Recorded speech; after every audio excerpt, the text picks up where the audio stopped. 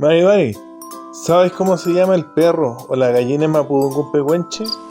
Si no lo sabes, no te preocupes. En este video aprenderás 13 nombres de animales domésticos que te sorprenderán. Comencemos. Aprendamos primero algunos nombres de animales con plumas. ¿Sabes cómo se llama la gallina? Achagual. Pato es patú y pavo macho es colcol. Veamos ahora algunos miembros peludos de la familia.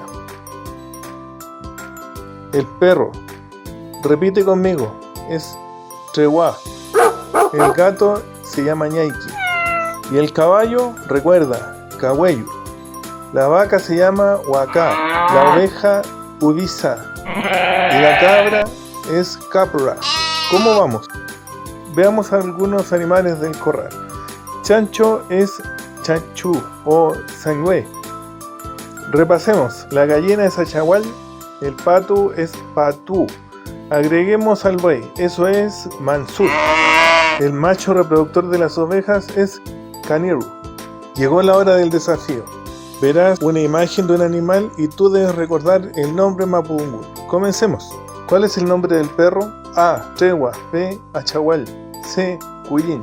¿Cuál es la respuesta? Bien, tregua. Siguiente, gato. A. Achagual. B. ñaiki. C. Cabra. Excelente, ñaiki. Finalmente, ¿cómo se llama el pavo? A. Colcol. B. Ubisa. C. Chanchú. Colcol, bien. Un dato final. ¿Sabías que animales casi extintos en territorio chileno como el ñandú o el guanaco siglos atrás eran comunes y domesticados por el pueblo mapuche? Genial, ¿no? ¿Quieres seguir aprendiendo? Suscríbete y no te pierdas ninguno de los siguientes videos donde seguiremos difundiendo el mapudungun pehuenche.